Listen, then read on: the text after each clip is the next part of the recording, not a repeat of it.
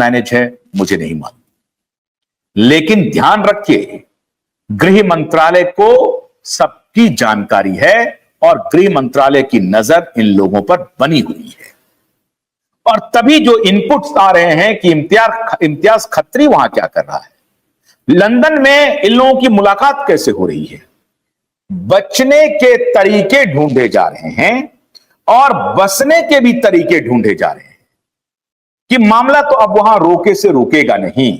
हमने पूरी कोशिश कर ली, हमारे पिताजी ने कर ली, बड़े पुलिस ऑफिसर ने कर ली, नेताओं को भी मैनेज किया, 22 में एसआईटी बनी, 24 तक एसआईटी को काम करने नहीं दिया, भ्रष्ट एसआईटी कोई काम नहीं कर रही थी, लेकिन अब तो अदालत का डंडा चल गया। अब तो एसआईटी से पूछा जा रहा है कि तुमने 2 साल में क्या किया, ये तो लिखित रूप से देना पड़ेगा।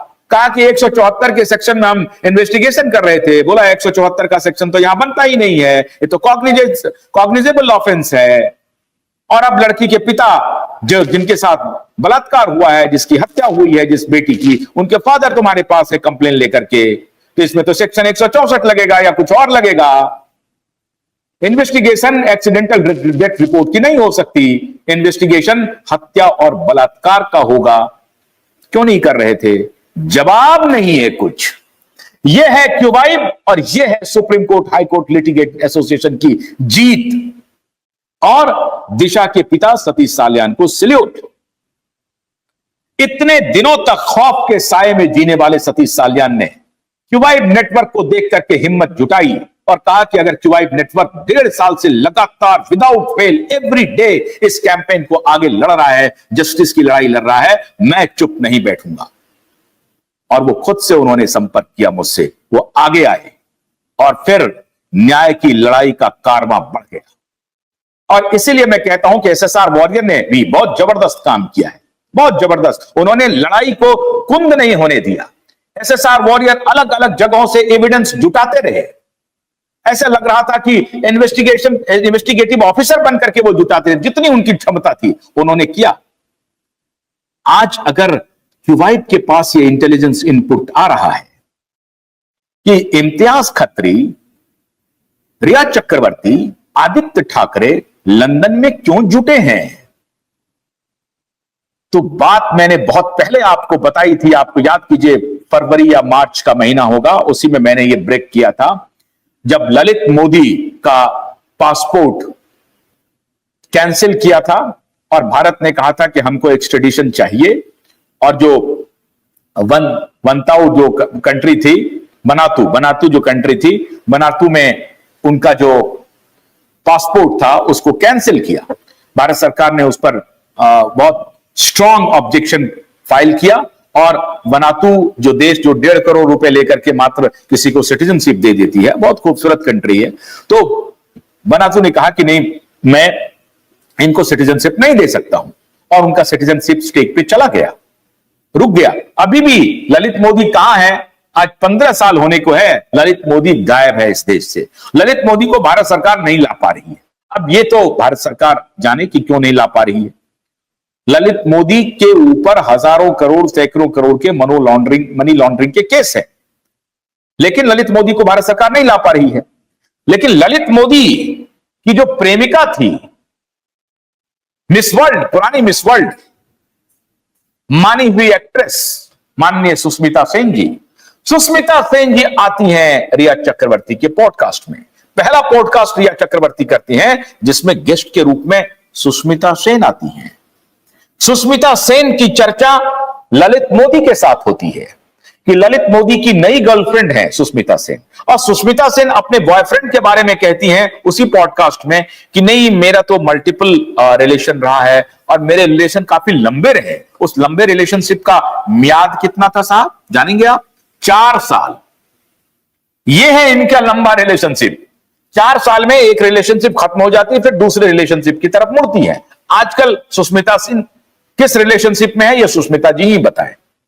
लेकिन मैं जो आपको बताना चाहता हूं कि सुष्मिता सेन और ललित मोदी के बीच में रिश्ते की खबर आई, बाद में दोनों ने उसको खंडन कर दिया।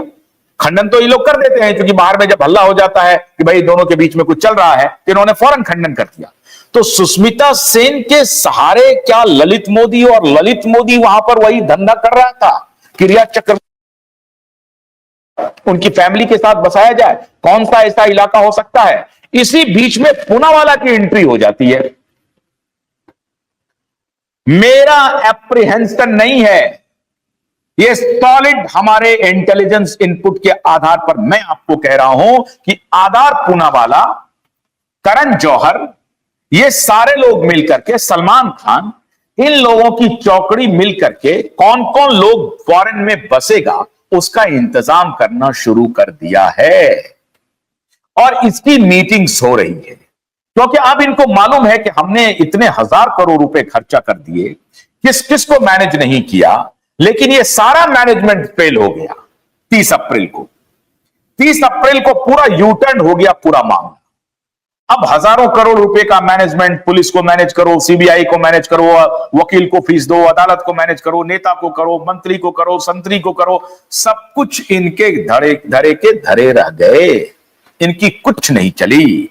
30 अप्रैल आ गया और 30 अप्रैल को अदालत ने कह दिया कि लिखित एफिडेविट मुझे चाहिए, सतीश साल्यान के एप्लीकेशन पर तुमने क्या किया।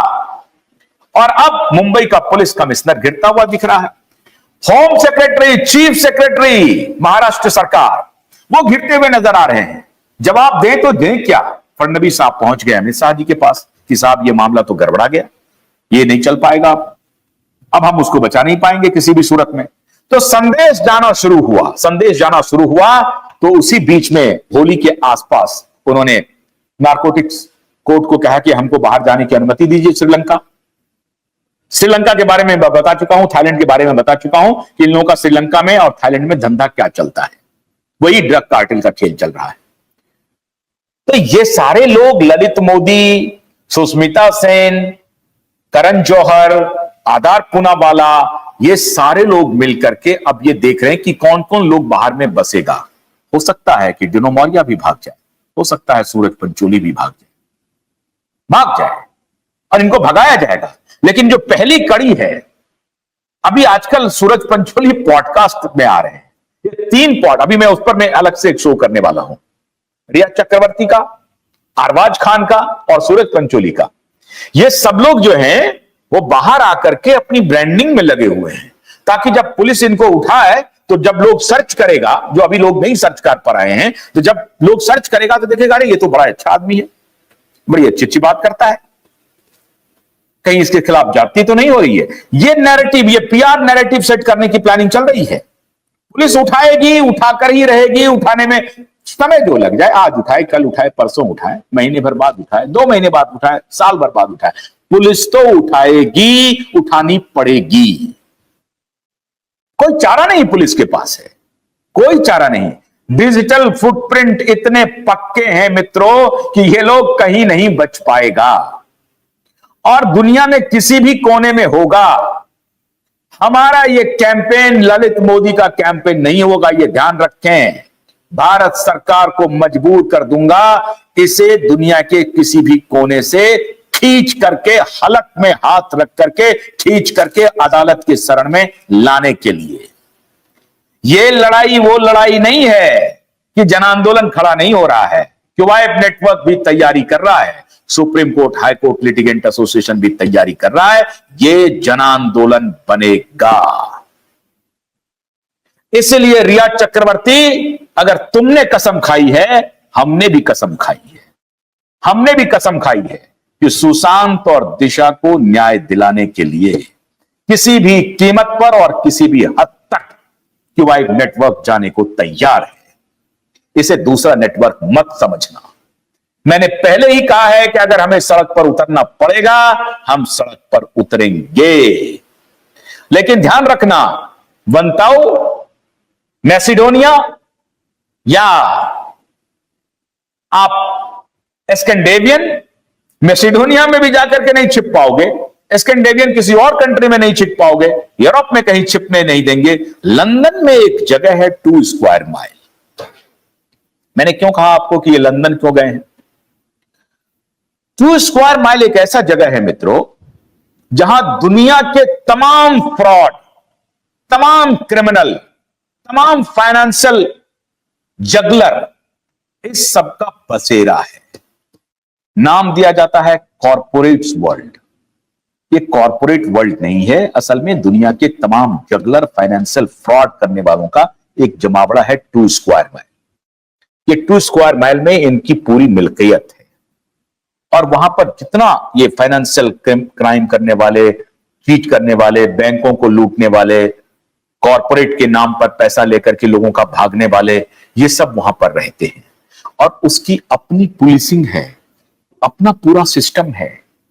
वहां लंदन की पुलिस नहीं जाती है, अपनी पुलिसिंग सिस्टम है, और उसका संबंध सीधे वहां की रानी से है। उस मैनेजमेंट का संबंध वहां की रानी से है। रानी अब कुछ रहा नहीं है, कुछ नहीं है, लेकिन नोशनल वैल्यू है कि रानी कह देगी तो रानी ब्रिटिश पार्लियामेंट को भी रोक देगी ऐसा करने से। इसलिए ये लंदन में है, वो 2 स्क्वायर माइल में बसेरा ढूंढ रहे हैं। 2 स्क्वायर माइल में किसी तरीके से कहीं छुप जाए, रुक जाए। फ्रांस में रहने नहीं देंगे, जर्मनी में रहने नहीं देंगे, अमेरिका में रहने नहीं देंगे, कनाडा में रहने नहीं देंगे। जिसके साथ एक्सट्रेडिशन का ट्रीटी है वहां से तो नहीं आएंगे। कुछ कंट्रीज के साथ जिसके साथ एक्सट्रेडिशन की ट्रीटी नहीं है और करोड़ 1.5 करोड़ रुपए फेंकने के बाद तुम्हें सिटीजनशिप मिल जाएगी, तो वहां तुम रह सकते हो। तो ये है कहानी कि चोरी छुपके कभी साल में इंडिया आने का मन करे तो आए, वरना तो आप देखो ना 37 लाख, 40 लाख, 50 लाख लोग छोड़ के चले गए हैं पिछले 10-15 वर्षों में। फ्रॉडस्टर छोड़ के गए हैं, उनको कहा जा रहा है कि